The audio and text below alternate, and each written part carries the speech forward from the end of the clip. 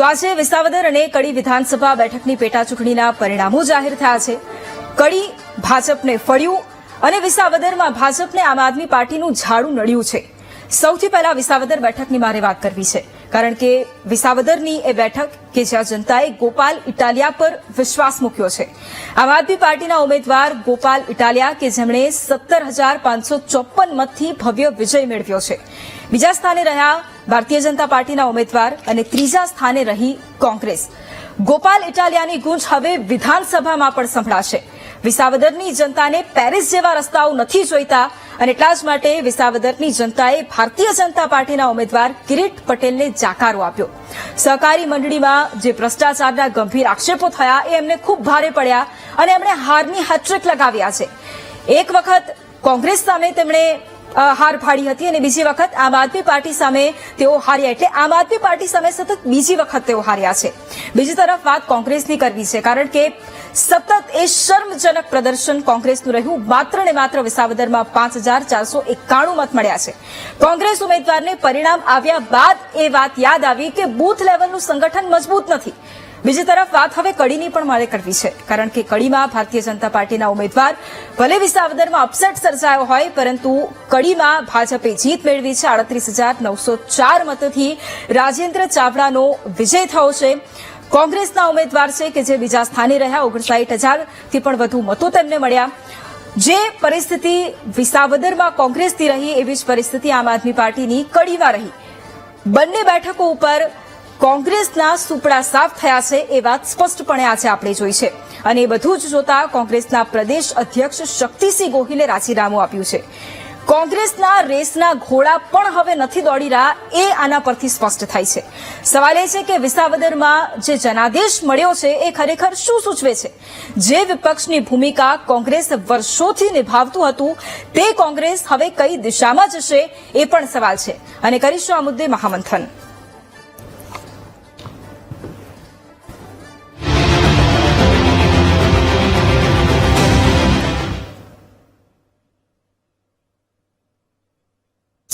અને હવે આખી આ જે પરિસ્થિતિ બંને વિધાનસભાની પેટા ચૂંટણીમાં આપણે જોઈ અને તમામ ઉમેદવારો વિસાવદરની, કારણ કે હું સૌથી વધારે વાત કરું, કારણ કે એ બેઠક સતત ચર્ચામાં રહી હતી। તમામ પક્ષે જીતવા માટે એડી ચોટીનું જોર લગાવ્યું। કોંગ્રેસનું નામ કદાચ એટલા માટે નહીં લઉં, કારણ કે સતત નિષ્ક્રિય કોંગ્રેસ રહી છે આ બેઠક ઉપર અને એ ગઠબંધનની પણ વાતો થતી હતી, ગઠબંધન ન કર્યું અને ખરેખર જે જંગ કોંગ્રેસ અને ભારતીય જનતા પાર્ટી વચ્ચે સતત રહેતું હોય છે એ આ વખતે આમ આદમી પાર્ટી અને ભારતીય જનતા પાર્ટી વચ્ચે જોવા મળ્યું। એટલા જ માટે ચર્ચાની શરૂઆત કરવી છે। ચર્ચા માટે આપણી સાથે અત્યારે રાજકીય વિશ્લેષક રાજેશભાઈ ઠાકર જોડાયા છે અને વરિષ્ઠ પત્રકાર જગદીશભાઈ મહેતા પણ આપણી સાથે જોડાયા છે। આપ બંનેનું સ્વાગત છે મહામંથનમાં। સૌથી પહેલા રાજેશભાઈ, પ્રશ્ન એ જ છે કે જે વિસાવદર બેઠકનું પરિણામ આવ્યું, કારણ કે કડીનું જે પરિણામ હતું એ લગભગ અપેક્ષિત હતું કે આ જ પ્રમાણે પરિણામ આવશે, પણ વિસાવદર બેઠક જે સતત ચર્ચામાં રહી, ભારતીય જનતા પાર્ટીએ પોતાના સ્ટાર પ્રચારકોને મેદાનમાં મોકલ્યા અને પરિણામ જે ધાર્યું હતું એ ન આવ્યું। ભ્રષ્ટાચારના આક્ષેપની વાત હોય એ ભારે પડી ગયો, અહંકાર ભારે પડી ગયો અને એનાથી પણ મોટી વાત જે પ્રજા પ્રત્યેનો જે પ્રેમ હોવો જોઈએ એની જગ્યાએ ઉમેદવારની એ ધાક જોવા મળી, એટલે એ પણ ભારે પડી ગયું। એટલે આપનું અવલોકન શું કહે છે આખી આ પરિસ્થિતિને જોઈને? આપને શું લાગે છે કે ભારતીય જનતા પાર્ટીની હાર એ ખરેખર શું સૂચવે છે? તો સૌથી પહેલો જો આનો શ્રેય કોઈને આપવાનો હોય તો વિસાવદરની જનતાને આપવો, કારણ કે વિસાવદરની જનતાએ હંમેશા જે આખું ગુજરાત જે દિશાની અંદર પવન ફૂંકાતો હોય એનાથી વિરુદ્ધ દિશામાં જવાનું એક ખમીર છે એ દાખ્યું છે। એણે અલગ અલગ પક્ષ અને અલગ અલગ ઉમેદવાર, એટલે એનો મતદાર કોઈ એક પાર્ટીના ખૂટે બંધાયેલો છે એવું પણ આપણે ત્યાં આગળ ન કહી શકીએ। અને એન્ટી એસ્ટાબ્લિશમેન્ટ માનસિકતા, એટલે કે વિપક્ષને જીવતો રાખવા માટેની માનસિકતા એ વિસાવદરના મતદારોની ખાસિયત રહી છે। આ ચૂંટણીની અંદર સૌથી મહત્વની બાબત એ છે કે ભારતીય જનતા પાર્ટી જે એનું માઇક્રો મેનેજમેન્ટ માટે અને પેટા ચૂંટણીઓ તો ભારતીય જનતા પાર્ટી હારતી જ નથી, અલ્પેશ ઠાકોર અને ધવલસિંહ ઝાલાના 2 અપવાદને છોડી દો તો એ સિવાય લગભગ ભારતીય જનતા પાર્ટીને પેટા ચૂંટણીમાં હરાવવું એક ખૂબ જ કઠિન કાર્ય ગણાય।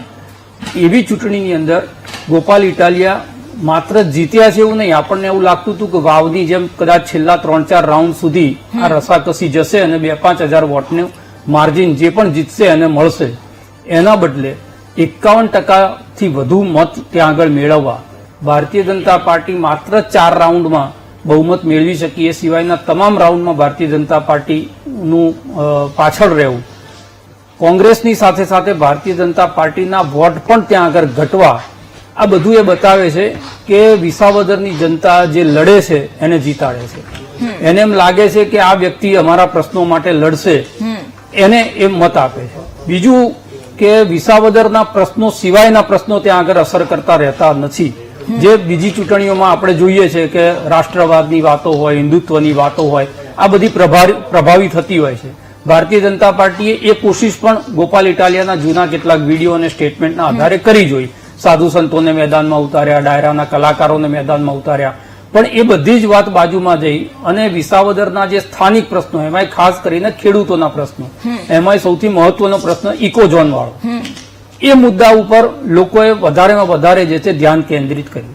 એની સાથે સાથે ત્યાં સહકારી મંડળીઓમાં અને બેંકોમાં થયેલા જે કથિત કૌભાંડો છે, એ કૌભાંડોની ચર્ચા સતત ગોપાલ ઇટાલિયાએ ત્યાં આગળ સોશિયલ મીડિયા અને એની મિટિંગો અને સભાઓની બાબતમાં જીવતી રાખી. એટલે એક એન્ટી ઇન્કમ્બન્સી ઉમેદવાર પ્રત્યેની જે થઈ એનું નુકસાન પણ ભારતીય જનતા પાર્ટીએ ત્યાં ભોગવવું પડ્યું. ત્રીજું, જે આપણે સહકારી ચૂંટણીમાં જોયું હતું, દિલીપ સંઘાણી અને જયેશ રાદડિયાએ CR પાટીલની સામે એક વિખવાદ ઉભો થયેલો અને પછી પેલા તોફાની વિદ્યાર્થીને મોનિટર બનાવી દે, એવી રીતે જયેશ રાદડિયાને ત્યાં આગળ પ્રભારી બનાવી દીધા અને કિરીટભાઈએ એક એવું સ્ટેટમેન્ટ કર્યું કે હું જીતીશ એટલે કિરીટભાઈ ત્યાં આગળ મિનિસ્ટર છે.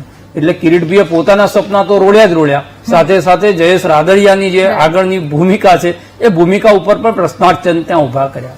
એ સાથે આજે વિજય પછી જવાહર ચાવડા જિંદાબાદના નારા ત્યાં આગળ લાગવા, એ પણ ભારતીય જનતા પાર્ટીની આંતરિક સ્થિતિ બતાવે છે. ભૂપત ભાયાણી અને હર્ષદ રીબડિયાની ભૂમિકા એ પણ ભારતીય જનતા પાર્ટીને નુકસાન કરતા ત્યાં આગળ સાબિત થઈ છે. અને મુખ્યમંત્રીથી લઈને આખું મંત્રીમંડળ, 5 બુથે એક ધારાસભ્ય કાં તો પ્રદેશના હોદ્દેદારો, એક પેજ દીઠ શહેર અને જિલ્લાના આગેવાનોને જવાબદારી સોંપવા જેટલું માઇક્રો મેનેજમેન્ટ કર્યા પછી પણ કોંગ્રેસની જેમ ગોપાલ ઇટાલિયાએ ફરિયાદો નથી કરી કે તંત્રનો દુરુપયોગ થાય છે, પૈસાનો દુરુપયોગ થાય છે, સામદાન દંડ ભેદ ભારતીય જનતા પાર્ટી કરે છે. એ જેટલા પણ સવાલો હતા એ સવાલોના તોડ શોધવાની કોશિશ કરી ચૂંટણી દરમિયાન. એમણે સતત આ બધી જ પ્રક્રિયાઓની ઉપર એમના સ્ટિંગ ઓપરેશનો કર્યા, અધિકારીઓની ઉપર એક પ્રકારનું દબાણ બનાવીને રાખ્યું અને એના કારણે અધિકારી કદાચ આમ કે તેમ ચાલતા હોય, એની નીચેના જે કર્મચારીઓ છે એ કર્મચારીઓને બહુ બધો પક્ષપાત કરવાનો મોકો ત્યાં આગળ ના મળ્યો. સૌથી મહત્વની વાત એ કે એમણે અરવિંદ કેજરીવાલ અને આતિશીને આ પેટા ચૂંટણીમાં મેદાનમાં ઉતારવાનું જોખમ લીધું. એ જોખમ હું એટલા માટે કહું છું કે દાખલા તરીકે આ ચૂંટણી ગોપાલ ઇટાલિયા ત્યાં હારી ગયા હોત તો એને અરવિંદ કેજરીવાલની હાર તરીકે આખા દેશની અંદર પ્રસ્થાપિત કરાતા અને દિલ્હીની ચૂંટણી પછી આમ આદમી પાર્ટીનું મોરલ ડાઉન કરવા માટેનું એક નેરેટિવ ભારતીય જનતા પાર્ટી તૈયાર કરત.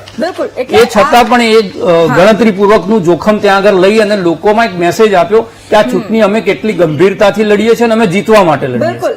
અને એ ભૂપત ભાયાણી જયારે એમણે પક્ષ સાથે છેડો ફાડ્યો, રાજીનામું આપ્યું, એટલે એ 5માંથી 4 થઈ ગયા હતા, હવે ફરી 5 થઈ ગયા છે. એટલે આમ આદમી પાર્ટી માટે, કારણ કે હવે ગોપાલ ઇટાલિયા વિધાનસભામાં જશે અને વિધાનસભામાં તેમનો અવાજ પણ ગુંજશે, એ પણ બહુ મોટી વાત છે. એટલે એ પણ પરિસ્થિતિ હવે જોવી ખૂબ રસપ્રદ રહેવાની છે કે વિધાનસભાની બહાર સતત તેઓ અવાજ ઉઠાવતા રહ્યા છે, હવે વિધાનસભાની અંદર આપણને શું જોવા મળશે. જગદીશભાઈ, બીજો પ્રશ્ન આપને પણ એટલા માટે, કારણ કે વિસાવદરમાં આખું મંત્રીમંડળ, સ્ટાર પ્રચારક બધાને ઉતારી દેવા અને છતાંય એ હાર થવી, અને જેમ મેં શરૂઆતમાં જ કહ્યું એમ કે ભ્રષ્ટાચારના આક્ષેપો લાગવા, ક્યારેક એ અહંકાર જે તમારામાં હોય છે એ અહંકાર તમારી ઉપર જ ભારી પડી જતો હોય છે. શું એ વિસાવદરની જનતાએ આજે સૂચવી દીધું છે? જુઓ વૈભવી બેન, જો જન કી બાત કરેગા वो ही देश पर राज करेगा. વિસાવદરે એ સાબિત કરી દીધું. તમારા મન કી બાત નહીં, સરકારના મન કી બાત કોઈને સાંભળવી નથી. જન કી બાત જો કરેગા, વિસાવદરની જનતાએ એ સાબિત કરી દીધું કે તમે સામ દામ દંડ ભેદ બધું જ ભલે અજમાવી જુઓ, પરંતુ જ્યાં સુધી જનતાને એમ લાગે કે અમારું ભલું કરવાનું આ લોકોમાં કોઈ જાતની આવડત કે હેસિયત નથી, તો એ પોતાની પસંદગી પોતાની મેળે કરી લે છે. વિસાવદરની જનતા, જેમ રાજેશભાઈએ કીધું, બિલકુલ સાચી વાત છે. એન્ટી એસ્ટાબ્લિશમેન્ટ, સરકાર વિરોધી મત આપવા માટે પંકાયેલું છે અને એને જરાય આપણે કડવાશથી ન લેવું જોઈએ. બલકે બધા જ લોકો જેમ કહે છે કે લોકતંત્રમાં વિપક્ષ મજબૂત હોવો જોઈએ, હું તો એમ કહીશ કે વિપક્ષ તો પછી વાત છે, પહેલા તો મતદાર મજબૂત હોવો જોઈએ અને જાગૃત હોવો જોઈએ. વિસાવદરે એ વાત જે છે સાબિત કરી આપી કે જાગૃત મતદાર જે છે શું કરી શકે. આખે તળિયાથી નળિયા સુધીની સરકાર, ડબલ એન્જિનની સરકાર, દુનિયાભરના પૈસાથી માંડીને બધા વહીવટ અખબારોમાં આવ્યા, મીડિયામાં આવ્યા, દારૂની બાટલીઓ ઉડી, પૈસા વેચાણા, બધું જ થયું. 4 જિલ્લા, રાજકોટ, જામનગર, અમરેલી અને ભાવનગર, 4 જિલ્લાના કાર્યકરો, તમે એક મતદાર દીઠ 3 જણા થાય એટલા તો અતિથિઓ ત્યાં રોકી દેવામાં આવ્યા હતા ભારતીય જનતા પાર્ટી તરફથી. આમ છતાં મતદારોનું મન જે નક્કી હતું કે એને પોતાનો નાયક નક્કી કરી લીધો હતો કે અમારે અમારા અધિકારની વાત જે છે એ ગૌરવપૂર્વક રજૂ કરી છે કે એવો માણસ જોઈએ છે, ભીખ માગે તેવો નહીં, આંગળી ઊંચી કરે તેવો નહીં. અત્યારે જો આવી સ્થિતિ ન હોત તો 156 બેઠક જે જીતાઈ ગઈ ભારતીય જનતા પાર્ટી, અને જો એ લોકો પેરિસ જેવા રસ્તા બનાવી શકવાની ક્ષમતા ધરાવતા હોત તો પેરિસ જેવા રસ્તા અત્યારે સમૂચા ગુજરાતમાં હોત અને એફિલ ટાવર જેવા એટલા બધા ટાવર, ગોંડલ, રીબડા, જાફરાબાદ, જુનાગઢ, પોરબંદર, રાજકોટ બધે એફિલ ટાવર હોત કે મોબાઈલના ટાવર મૂકવા માટે થઈને પણ જગ્યા ન મળી હોત. એટલે આવી જે વાયદા વેપાર ચાલતા હતા અને જે લોકો કેવળ ને કેવળ પોકળ વચનો અને પોતાની રાક્ષસી બહુમતી, શબ્દ હું વાપરીશ રાક્ષસી, જુઓ પ્રચંડ બહુમતી અને લોકતંત્રમાં જે હોય એ જુદી વાત છે, અને રાક્ષસી એટલે કમિટેડ વોટર્સ આ લોકોએ નક્કી કરી લીધા. એ કમિટેડ વોટર્સના આધારે હવે ગમે એને ટિકિટ આપી અને જીતી જાય, ભલે એમ કે એની ઉપર દુનિયાભરના દાગ હોય, એમ જે બેફિકરાઈથી ટેકન ફોર ગ્રાન્ટેડ મતદારોને, તમે નાગરિકોને જેના આધારે તમે જીતો છો એને ટેકન ફોર ગ્રાન્ટેડ હવે હશે. હવે એમ કે એના મગજમાં જે હોય તે આપણે ગમે એને ટિકિટ આપો, આપણી રાક્ષસી બહુમતી જીતી જશું, એ જે અહંકાર છે, એ જે પ્રકારની ષડયંત્ર જેવું છે, લોકતંત્રને કબજે કરવાની વાત છે, વિસાવદરે એમાં સ્પીડ બ્રેકર નહીં, સ્ટોપ પેમેન્ટ કરાવી દીધું અને જેને ભારતીય જનતા પાર્ટી આયાતી કહેતા હતા એ જ મિત્રને જીતાવીને એક નવી દિશાની નિર્દેશ કરી દીધો. જી બિલકુલ. આપણી સાથે પાટણના ધારાસભ્ય ડોક્ટર કિરીટભાઈ પટેલ પણ જોડાયેલા છે. કિરીટભાઈ, સ્વાગત છે આપનું મહામંથનમાં. કિરીટભાઈ, આજે કડી અને વિસાવદરના પરિણામો આવ્યા, કારણ કે પરિણામો એ જોયા છે અને બંને તરફ, કડી હોય કે પછી વિસાવદર હોય, બંને જગ્યાએ કોંગ્રેસના સુપડા સાફ થયા છે. રાહુલ ગાંધી આવીને એમ કહે કે લગ્નના ઘોડાને અલગ કાઢીશું, રેસના ઘોડાને અલગ કાઢીશું. હવે તમે રેસના ઘોડા શોધી લીધા, પણ હવે મને એવું લાગે છે આમાં કંઈક નવું બીજું મારે એડ કરવું છે કે એ રેસના ઘોડાની ગતિ કેટલી છે ભાગવામાં, એ પણ તો તમારે હવે જોવું પડશે ને, કારણ કે તમારા રેસના ઘોડા પણ ભાગી નથી શકતા. તો હવે ચૂંટણીમાં કેવી રીતે ઉતરશો? તમારા રેસના ઘોડા જ્યારે પરિણામ આવી જાય પછી એમ કહેતા હોય કે બૂથ લેવલનું સંગઠન મજબૂત નથી, તો એ કેવી રીતે ચાલશે? એની ગતિ કોણ નક્કી કરશે કે તમારા રેસના ઘોડા કેટલું ભાગી શકશે? વૈભવી, સૌથી પહેલા તો વિસાવદરની જનતા અને નવીન ચૂંટાયેલા ધારાસભ્યને અમે અભિનંદન આપીએ છીએ. તમે જે રીતે કહ્યું વૈભવી કે કોંગ્રેસના સુપડા સાફ થઈ ગયા, એ વાત સાથે અમે સંમત એટલા માટે નથી કે કદાચ વિસાવદરની અગાઉના પત્રકારે કહ્યું કે વિસાવદરની જનતા એ હંમેશા કંઈક નવું કરવા વાળી જનતા છે, પરંતુ કડીની અંદર અમારા કોંગ્રેસના જે ધારાસભ્યના ઉમેદવાર હતા રમેશભાઈ ચાવડા, એમને 60,000 મત મળ્યા છે. એટલે 60,000 મત એ કઈ ઓછા મત કહેવાય નહીં. એટલે કદાચ 2-5,000 વોટ મળ્યા હોત તો તમે કહ્યું કે કોંગ્રેસના સુપડા સાફ થઈ ગયા, એ વાત સાથે અમે સંમત હોત. પણ હજુ પણ કડી જેવી સિટીની અંદર, કડીની અંદર વર્ષોથી ભારતીય જનતા પાર્ટીનું શાસન રહેલું છે. નીતિનભાઈ જેવા નાયબ મુખ્યમંત્રી ત્યાંના વર્ષો સુધી ધારાસભ્ય રહ્યા છે, અને આજે પણ કડીની અંદર 60,000 જેટલા મત એ કોંગ્રેસને મળે છે. એ જ બતાવે છે કે કોંગ્રેસની અંદર હજુ લોકોને વિશ્વાસ છે અને કોંગ્રેસના મતદારો હજુ ટકેલા છે.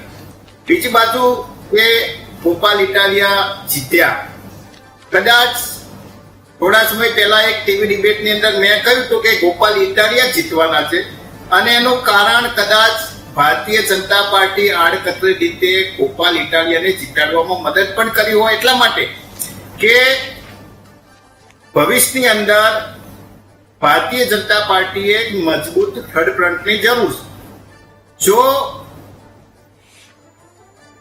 થર્ડ ફ્રન્ટ એટલે આમ આદમી પાર્ટી એ ગુજરાતની અંદર જીવિત રહે તો જ ગઈ 2022ના ચૂંટણીઓની જેમ સૌરાષ્ટ્રની અંદર મોટા ભાગના અમારા સાથી ધારાસભ્યો હતા, દાખલા તરીકે લલિતભાઈ વસોયા હોય, લલિતભાઈ કગતા હોય કે પરેશ ધાનાણી હોય, આ બધા જે કોંગ્રેસના ધારાસભ્યો હાર્યા એનું કારણ મુખ્ય આમ આદમી પાર્ટી હતી. આમ આદમી પાર્ટી 5,000, 10,000, 15,000, 20,000 વોટ લઈ ગઈ એટલે કોંગ્રેસના ધારાસભ્યો ઉમેદવારો લલિતભાઈ હોય, મેં નામ કહ્યું, ઘણા બધા એ બધા હારી ગયા.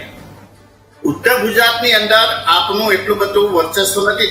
તમે જાણી શકો છો ઉત્તર ગુજરાતની અંદર કોઈ પણ આપનો ઉમેદવાર 2,000, 5,000 વધુ 5,000-7,000 થી વધુ મત લઈ શક્યો નથી.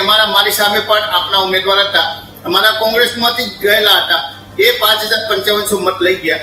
એટલે ઉત્તર ગુજરાતની અંદર કે સૌરાષ્ટ્ર સિવાય બીજા વિસ્તારોની અંદર આપે બહુ જોર કર્યું નથી, પરંતુ સૌરાષ્ટ્રની અંદર ચોક્કસ ના પણ મારું એવું માનવું છે ના કિરીટભાઈ, અત્યારે આપણે આ પરિસ્થિતિની વાત કરીએ. તમે 2022ની પરિસ્થિતિ બતાવી એ વાત એકદમ સાચી. ચલો માની પણ લઈ કે 2022માં આમ આદમી પાર્ટીના કારણે આપને નુકસાન થયું, ત્યારે એ પણ જોવાતું હતું કે આમ આદમી પાર્ટી કોને નુકસાન કરે છે, ભાજપને નુકસાન કરે છે કે પછી કોંગ્રેસને નુકસાન કરે છે, અને એ પરિણામ આવ્યું ત્યારે જોઈ લીધું કે કોંગ્રેસને નુકસાન કર્યું. પણ એના પછી તો કોઈક શીખ લેવાતી હોય ને, એના પછી તો કંઈક શીખ લીધી હશે, એના પછી મંથન કર્યું અને અમે તો શીખ લીધી જ છે. તો પછી આ ભારતીય વખતે જનતા કેમ આવું પાર્ટી પરિણામ સારી રીતે જાણે છે કે આ એ કોંગ્રેસને નુકસાન કરે છે, એટલે કદાચ આ કાળા કાન કરીને પણ મેં પહેલા કહ્યું હતું, ઇલેક્શન પહેલા જયારે ગોપાલ ઇટાલિયાનું નામ જાહેર થયું ત્યારે જ મેં કહ્યું કે ગોપાલ જીતવાનો છે. અને બીજું કે અમારી પણ ભૂલ છે, અમે સ્વીકારીએ છીએ કે કોંગ્રેસે ઉમેદવાર એ લેટ જાહેર કર્યા. ઘણો 2 મહિના 3 મહિના સુધી ગોપાલ ઇટાલિયાને સમય મળ્યો લોકો વચ્ચે જવાનો. અમે ઉમેદવાર વહેલા જાહેર ના કરી શક્યા, એ પણ અમારી ભૂલ છે. પરંતુ જે રીતે ભારતીય જનતા પાર્ટી મેં કહ્યું એમ કે એનો હિડન એજન્ડા હોઈ શકે કે સૌરાષ્ટ્રની અંદર 2027ની ચૂંટણીઓની અંદર કે આગામી જે ચૂંટણીઓ આવી રહી છે તાલુકા પંચાયત કે જિલ્લા પંચાયત, એ ચૂંટણીઓની અંદર આપ થોડી મજબૂત થાય. અને કોંગ્રેસનો વોટ છે તમે સ્વીકાર કર્યો, તમે સ્વીકાર કર્યો, અને જે પ્રમાણેના ડેટા જોઈએ તો આમ આદમી પાર્ટીએ કોંગ્રેસને નુકસાન કર્યું છે. એટલે ભવિષ્યની અંદર ભારતીય જનતા પાર્ટીને ફાયદો થાય, અને એના માટે ગોપાલ ઇટાલિયાને આડકતરી રીતે કદાચ મદદ કરી હોય. પણ કિરીટભાઈ, અત્યારે સમય એવો તો નથી જ આવી ગયો કે કોંગ્રેસ ફક્ત એ જોઈને ખુશ થાય કે અમે કડીમાં આટલા વોટ મળ્યા એટલે અમે ખુશ છીએ, ભલે અમે જીત્યા નથી પણ અમે ખુશ છીએ. વિસાવદર જેવું ખરાબ તો પરિણામ નથી આવ્યું એટલા માટે અમે ખુશ છું. આવા દિવસો કોંગ્રેસના છે કે માત્ર ને માત્ર આ વિચારીને ખુશ થવાનું? કે કોઈ પણ બાય ઇલેક્શન હોય એટલે સ્વાભાવિક રીતે લોકોનો ટ્રેન્ડ હોય એ ચાલુ સરકાર માટે જ હોય. એમને ખબર છે કે સરકાર ચાલુ છે તો ચાલુ સરકારના જે ધારાસભ્ય બનવાના છે લોકો સુધી પહોંચે, લોકોના કામ કરશે, વધુ કામ કરાવી શકશે. એટલે 10 થી 15% લોકો એવું માનતા હોય બિલકુલ સહમત નથી, તો કદાચ વિસાવદરમાં પરિણામ આવ્યું જ ન હોય. 10 થી 15% મત વૈભવી કોઈ પણ ચૂંટણીની અંદર 10% મત એ સામેની પાર્ટીને મળે એટલે સામાન્ય રીતે ઉમેદવાર જીતી જવાનો છે. ના, આ વાત સાથે હું બિલકુલ સહમત નથી. જો કદાચ એવું હોત તો વિસાવદરમાં પરિણામ કંઈક અલગ આવ્યું હોત. હું રાજેશભાઈ આખી આ વાત જે કરી, કારણ કે મને એવું હતું કે કિરીટભાઈ કદાચ એ હાર કેમ થઈ એની વાત કરશે, કદાચ 2022 સુધી જવું પડ્યું અને એ આખી પરિસ્થિતિ જોઈ. એની આગળ હવે ગોપાલ ઇટાલિયા એ એમના આવવાથી હવે ભારતીય જનતા પાર્ટી કઈ રીતે ગોપાલ ઇટાલિયા સાથે લિંક છે અને આગળ શું નુકસાન થશે એમની એમણે વાત કરી. મારે એકચ્યુઅલી એ પરિસ્થિતિ જાણવી હતી કે કોંગ્રેસના સતત સુપડા સાફ થઈ રહ્યા છે, સતત આ પરિસ્થિતિ છે, એનું કારણ શું છે? કારણ કે એ મંથન કદાચ નથી કરતા, માત્ર ને માત્ર રાજીનામું આપવાથી છૂટી ન શકાય. થાય. પ્રદેશ આ મને એવું લાગે છે કે આ એક સાયકલ બની ગઈ છે. દર વખતે ઇલેક્શન આવે, ઇલેક્શન પછી પરિણામ આવે, પરિણામમાં કોંગ્રેસની હાર થાય અને એના પછી પ્રદેશ અધ્યક્ષ રાજીનામું આપી દે. આ જ બધું રેગ્યુલર બેસિસ પર હવે ચાલી રહ્યું છે અને મને એવું લાગે છે કે જો કદાચ એની ઉપર ફક્ત મંથન નહીં પરંતુ એની ઉપર જો કોઈ કામગીરી નહીં કરવામાં આવે તો આ જ પરિસ્થિતિ વર્ષો સુધી આપણે જોવાના છીએ. એટલે રાજેશભાઈ, આખી આ પરિસ્થિતિ મારે આપની પાસેથી સમજવું છે કે આ સાયકલનું રિપીટેશન એ કોંગ્રેસને જ કેટલું ભારે પડશે. રાજીનામું આપી અને પોતાની જવાબદારીમાંથી છૂટી જવું એ કેટલું ખરાબ છે કોઈ પણ પક્ષ માટે. તો કોંગ્રેસની હારના જે મુખ્ય કારણો છે એમાંના 3 કારણ તો કિરીટભાઈએ પોતે જ જે હારનું એનાલિસિસ કર્યું એની અંદર તમને મળી જશે.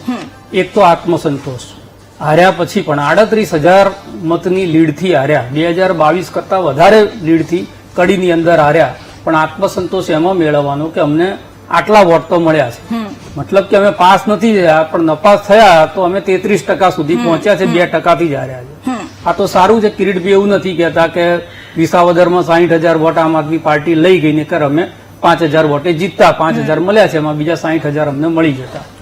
બીજું એમણે વિશ્લેષણ એવું કર્યું કે ભારતીય જનતા પાર્ટી આમ આદમી પાર્ટીને જીતાડી રહી છે.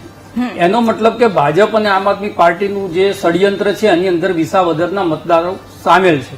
એટલે એક તરફથી વિસાવદરના મતદારો જે છે એમનું પણ આ એક રીતે અપમાન છે કે ભાઈ એક મોટી પાર્ટી એ બીજી પાર્ટીમાં, અને એવું કેલ્ક્યુલેશન ચલો પાર્ટીઓ મળી ગઈ, 2 ઉમેદવાર મળી ગયા, પણ જનતા એટલે ભારતીય જનતા પાર્ટીનો અને આમ આદમી પાર્ટીનો વોટર્સ મળી જાય તો સમજી શકાય. પણ તમારા 2022માં જે મત મળ્યા હતા એમાં 11,000 વોટ આમ આદમી પાર્ટી એમાંથી કાપીને લઈ જાય અને તમારા ઉમેદવારને ડિપોઝિટ ખોવાનો વારો આવે, એ કેવી રીતે સંભવ થાય? એટલે એક બીજું ત્યાં આગળ એમણે બહાનું મૂક્યું. ત્રીજું એમણે એવું બહાનું આપ્યું કે જ્યાં જેની સત્તા હોય ત્યાં આગળ જીતે. તો સત્તા તો આજે ભારતીય જનતા પાર્ટીની ગુજરાતની અંદર છે અને તે છતાં વિસાવદરની અંદર આમ આદમી પાર્ટી ચૂંટણી જીતી છે. જીતી છે એટલું જ નહીં, બહુ મોટા માર્જિનથી જીતી છે અને કોંગ્રેસ જે છે એને ડિપોઝિટ ગુમાવી પર એ સ્થિતિમાં લાઈને જીતી છે. આનો મતલબ એ થયો કે પ્રજા જે છે એ વિપક્ષની અંદર એક મજબૂત વિકલ્પની શોધમાં છે. બિલકુલ. અને આ એક પ્રોસેસ હોય છે. કોઈ પણ રાજ્યમાં તમે કોંગ્રેસને ઘસાતી જુઓ તો આ એક પ્રોસેસના ભાગરૂપે જ કોંગ્રેસ ઘસી છે. જ્યાં જે પ્રાદેશિક પક્ષ મજબૂત થયો, જે પ્રાદેશિક પક્ષે પોતાના સંગઠનને મજબૂત કર્યું, એ પ્રાદેશિક પક્ષ કોંગ્રેસને ગળી ગયો અને આખી રાષ્ટ્રીય કોંગ્રેસનો તમામ રાજ્યોની અંદર જે ધીરે ધીરે વિલય થઈ રહ્યો છે એની અંદર કોંગ્રેસની આ જ ભૂમિકા છે કે ભાઈ જે હરાવે તો કે આ ફલાણાની બી ટીમ છે કે આ ફલાણાની સી ટીમ. તમે પશ્ચિમ બંગાળમાં ચૂંટણી લડો છો જ્યાં તમારું 10% બી વોટ શેર બાકી નથી બચ્યો, તો શું તમે ભારતીય જનતા પાર્ટીને મદદ કરવા માટે ત્યાં ચૂંટણી લડો છો? તમે ઉત્તર પ્રદેશની અંદર જ્યાં તમારો વોટ શેર ડબલ ડિજિટમાં પણ નથી ત્યાં આગળ તમે જો ચૂંટણી લડવા જતા હો તો શું તમે ભારતીય જનતા પાર્ટીને મદદ કરવા માટે ચૂંટણી લડવા જાઓ છો? વાવની અંદર આમ આદમી પાર્ટીએ ઉમેદવાર નહોતો ઉતાર્યો.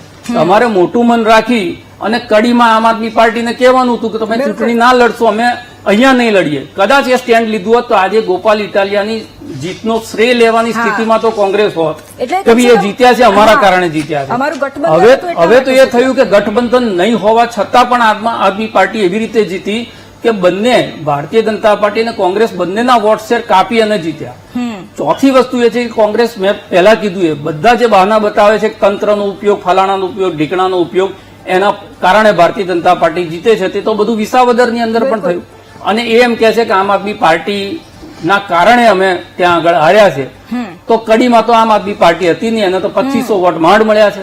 ત્યાં આગળ તો તમારી સીધી લડાઈ હતી, પણ એ લડાઈની અંદર તમારા જિજ્ઞેશ મેવાણી ભૂમિકા ત્યાં શું હતી એ તમારે સમજવું પડે. જે રિઝર્વેશન સીટ છે, દલિત રિઝર્વેશનની સીટ છે, ત્યાં તમારા જ એક નેતા પ્રદેશના નેતા ઉપર એવું કહેતા હોય કે ભાઈ દલિતોના મુદ્દા ઉપર આ લોકો લડતા નથી, પાટીદાર છોકરી હોય તેના માટે લડવા જાય છે, પણ દલિત દીકરી હોય તો અમારા મોટા નેતાઓ મોઢું ખોલતા નથી, એમ કરીને કોંગ્રેસના નેતાઓને દલિત વિરોધી ચિતરવાની કોશિશ ચૂંટણી દરમિયાન કરે, ટ્વીટ કરે, નિવેદન કરે, જાહેર માધ્યમોમાં બોલે, તો એની અસર જે છે ત્યાંના દલિત મતદારો ઉપર પડવાની છે.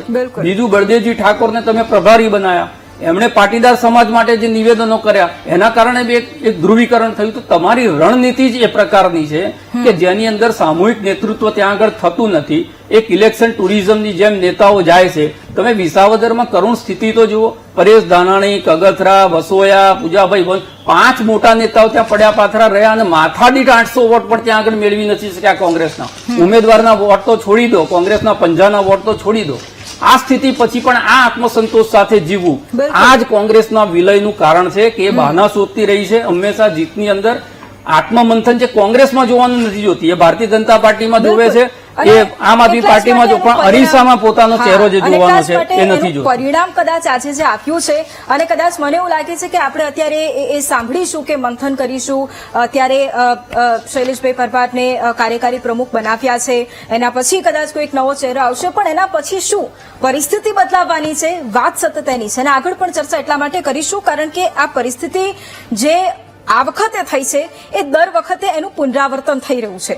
શું આગળ જો કદાચ હવે ચૂંટણી આવે છે તો હવે શું કદાચ કોંગ્રેસનું આનાથી પણ ખરાબ પ્રદર્શન રહેશે, અથવા તો આ વખતે જે આમ આદમી પાર્ટી માટે તો કદાચ આ એક સારો સમય, કારણ કે ગોપાલ ઇટાલિયાની વિધાનસભામાં એન્ટ્રી એટલે એ વિસાવદર ફળ્યું છે એમને. એટલે હવે એ પણ જોવું રહેશે કે ત્યાં પણ શું આપણને જોવા મળશે. એ બધાની ચર્ચા કરીશું, પરંતુ રોકાઈશું એક બ્રેક માટે.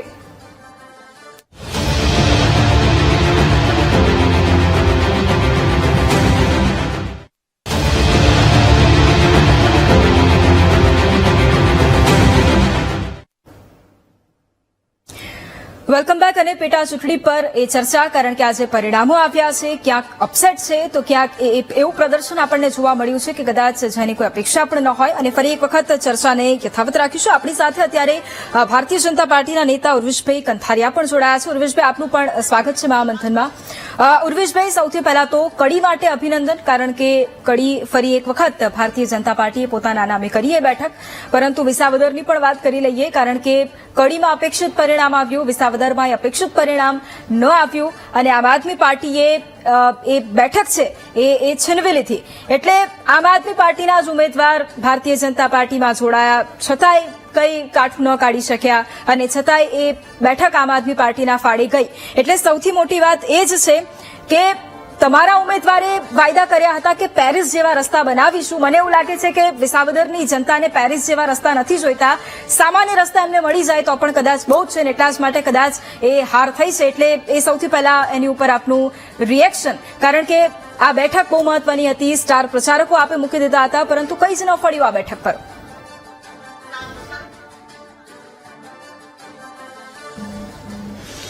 નમસ્તે. સૌપ્રથમ તો 2 બેઠકોનું કુલ વોટ શેરની દ્રષ્ટિએ આપણે આકલન કરીએ તો ભારતીય જનતા પાર્ટીએ દેખાવ વધારે સારી રીતે કર્યો છે. અમારો વોટ શેર વધ્યો છે. કડીમાં એક મહત્વપૂર્ણ સરસાઈથી અમે જીત્યા છીએ અને વિસાવદરમાં 18,000ની સરસાઈથી અમે હાર્યા છીએ. એની પાછળ ચોક્કસ તે હારની પાછળ કેટલાક કારણો છે. એનું મનોમંથન ભારતીય જનતા પાર્ટી અમે અમારી પ્રણાલી અનુસાર અમે પ્રક્રિયા શરૂ કરી છે. જે કોઈ કારણો હશે, અનેક કારણો હોઈ શકે, એ બધા કારણોનો તુલનાત્મક અભ્યાસ કરી અને જે કંઈ નિષ્કર્ષ પર આવવાનું હશે. પરંતુ એક વાત ચોક્કસ છે કે વિસાવદરને અમે ક્યારેય ગઢ નથી માન્યો. છેલ્લા લગભગ 25 વર્ષથી ભારતીય જનતા પાર્ટીનું સાનુકૂળ વાતાવરણ ત્યાં રહ્યું નથી, એટલે એમાં રસાકસી થશે એ વાત ચોક્કસ હતી. કડીમાં અમને સંપૂર્ણ આત્મવિશ્વાસ હતો. એટલે વિસાવદરની બાબતમાં 2022, 2017, 2012, 2007 સતત વિરોધ પક્ષ જીતતા આવ્યા છે. એટલે સમગ્ર ભારતમાં પણ 5 બેઠકોમાં જ્યાં જે પક્ષ જીતતા હતા એ પક્ષે પોતાની વિજય કૂચ જાળવી રાખી છે. એ પ્રમાણેની પેટર્ન આવેલી છે. Pro establishment, pro incumbency pattern આવેલી છે. એ વિસાવદરમાં પણ જળવાઈ છે અને કડીમાં પણ જળવાઈ છે. પરંતુ ભારતીય જનતા પાર્ટી માટે મહત્વની વાત એ છે, પ્રશ્ન એ છે કે એ અપેક્ષા તો ભારતીય જનતા પાર્ટીને જરૂરથી હશે, કારણ કે ભૂપતભાઈ ભાયાણી જેઓ જોડાયા, એના પહેલા હર્ષો ત્રિબડિયા એ કોંગ્રેસમાંથી ભારતીય જનતા પાર્ટીમાં જોડાયા, એના પછી હમણાં ભૂપતભાઈ ભાયાણી ભારતીય જનતા પાર્ટીમાં જોડાયા આમ આદમી પાર્ટીમાંથી. એટલે અપેક્ષાઓ તો હશે જ કે કદાચ એનું પરિણામ ફળશે. આ વખતે વિસાવદર ભારતીય જનતા પાર્ટી સર કરશે, પણ તમારા ઉમેદવારની ધાક જ એમને નડી ગઈ એવું લાગે છે તમને?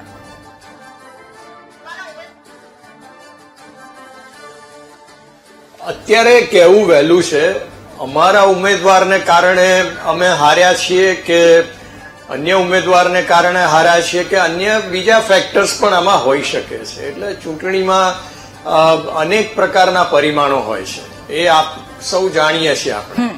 હવે એ કયા પરિમાણના આધારે આ પરિણામ આવ્યું છે એ અભ્યાસનો વિષય છે, પરંતુ અત્યારે કોઈ નિષ્કર્ષ ઉપર આવી શકાય એ કદાચ એ થોડું વહેલું છે. અમે ચોક્કસ આકલન કરીશું અને જે કોઈ તથ્ય હશે એના આધારે નિષ્કર્ષ ઉપર આવી અને આગળની 2027ની રણનીતિ અમે કરીશું. પરંતુ એક વાત નક્કી છે કે અમે વિસાવદરને ગઢ નહોતો માન્યો અને ઓવરઓલ અમારો દેખાવ જે છે એ સુધર્યો છે. ઓકે, જગદીશભાઈ, આપને સવાલ છેલ્લા એ જ પ્રશ્ન કે આ પરિણામ આવ્યા, હવે આ પરિણામ બાદ હવે શું રાજનીતિમાં તમે નવું જોઈ રહ્યા છો? કારણ કે હવે વિધાનસભામાં ગોપાલ ઇટાલિયાની એન્ટ્રી અને સતત એમના શાબ્દિક પ્રહારો પણ આપણે જોયા છે. ચૂંટણી જાહેર થઈ એ પહેલાથી જ તેઓ ઉમેદવાર બની ગયા હતા અને તેઓ સતત ડોર ટુ ડોર પ્રચાર કર્યો છે, બધું જ તમને સાંભળ્યું. એટલે હવે આપ એમાં શું પરિવર્તન જોઈ રહ્યા છો? કંઈક નવું જોવા મળશે? રાજનીતિમાં એવો કોઈ બદલાવ આવશે? વૈભવી, રાજનીતિમાં જબરો ઉલટફેર આવવાનો. ઉર્વિશભાઈએ કીધું કે અમે વિસાવદરને ક્યારેય ગઢ નહોતો માન્યો, તેઓ શ્રી ખોટું કહી રહ્યા છે. ભારતીય જનતા પાર્ટીના જેટલા પ્રવક્તા આ પૂર્વે તમામ ટીવી ચેનલ્સમાં આવ્યા હતા, તેણે કીધું વિસાવદર ભારતીય જનતા પાર્ટીનો ગઢ છે અને અમને લેશ માત્ર જરાય આશંકા નથી કે અમે જીતીએ કે કેમ. એટલે પહેલી વાત. બીજી વાત, જે ફેરફાર થવાનો છે એ શું છે આપને કહું. ગોપાલ ઇટાલિયા જીત્યા છે એ કેવળ એક વ્યક્તિનો વિજય નથી, એક વિચારધારાનો વિજય છે. અને વિચારધારા જે છે એ શું છે કે તમે જનહિતની વાત કરો, મન કી બાત નહીં, જન કી બાત કરો. ગોપાલ ઇટાલિયા બિલકુલ ગામડા ખેતરના શેઢે ફરી વળ્યા અને લોકોની જે સમસ્યા છે મુદ્દા આધારિત રાજનીતિ કરી. જ્યારે કે ભારતીય જનતા પાર્ટીએ ભલે ઉર્વિશભાઈને કદાચ એમાં એગ્રી થાય કે ન થાય, વાસ્તવિકતા એ છે કે ગોપાલ ઇટાલિયા અધાર્મિક છે અથવા તો હિન્દુ વિરોધી છે, આવી બધી જે છીછરી રાજનીતિ કહેવાય એ પ્રકારની ચેષ્ટા પણ ભારતીય જનતા પાર્ટીએ કરી જોઈ. હવે એને ખ્યાલ નથી કે જનતા હવે આ બધી બાબતોથી ઉભરી આવી છે. લોકોને મુદ્દા આધારિત વાત કરે એવા જ લોકોની સાથે ગોઠવણ કરવાનું ગમી રહ્યું છે. આવા ઉશ્કેરણીજનક કોઈ વાતો, ઉત્તેજના સભર કોઈ વાતો, એનાથી કોઈને કશું મેળ પડતો નથી. એટલે આપણે અત્યારે જે વાત કરી જગદીશભાઈ કે વિસાવદરની અંદર જે પરિસ્થિતિ આપણે જોઈ છે અને એ ત્યાંની જનતાએ બતાવ્યું છે કે એમને ખરેખર શું જોઈએ છે, એને જનતાનું આ પરિણામ આજે હતું. છેલ્લે કિરીટભાઈ, આપને સવાલ 1 મિનિટમાં આપની પાસેથી છેલ્લા મારે એ જવાબ લેવો છે કે હવે મંથન નહીં પણ એની આગળ જે કરવાનું છે એ કામ કરવાનું છે, પોતાના પક્ષ માટે જે ખરેખર જરૂરી છે એવા નિર્ણયો લેવાના છે, એ બધું ક્યારે થશે? આના પછી હવે થશે કે હજુ પણ આવનારી 5-7 ચૂંટણીને અમારે રાહ જોવી પડશે?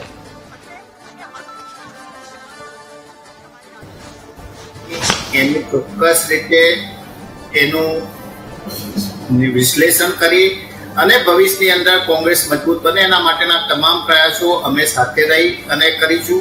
ભલે શક્તિસિંહભાઈએ રાજીનામું આપ્યું, અમે એમને મળી એમને સમજાવવાના છીએ કે એમાં તમારો કોઈ દોષ નથી, પ્રજાએ આપણને સ્વીકાર્યા નથી, તો આપણી કદાચ કઈ ભૂલ હશે તો આપણે ફરીથી લોકો વચ્ચે જઈ અને આપણી જે ભૂલ છે એ આપણે સુધારવાનો પ્રયાસ કરીશું. અને કોંગ્રેસના મેં અગાઉ પણ કહ્યું કે કોંગ્રેસનો હજુ જે વોટ શેર છે એ વોટ શેર વધારવાનો અમે પ્રયાસ કરીશું. ઓકે, ઉર્વિશભાઈ, છેલ્લે 30 સેકન્ડમાં આપની પાસેથી જવાબ. કારણ કે વિસાવદર આપે જે રીતે વાત કરી, પરંતુ એ હકીકત છે, જમીની વાસ્તવિકતા એ છે કે સ્ટાર પ્રચારકો ત્યાં મોટી સંખ્યામાં પહોંચ્યા હતા, પ્રચાર કર્યો હતો, પણ હવે એ બેઠક ગુમાવી છે. એટલે લોકોને સ્પષ્ટ સંદેશ છે કે કામ થશે તો મત મળશે. એટલે એના માટે હવે શું સ્ટેન્ડ રહેશે?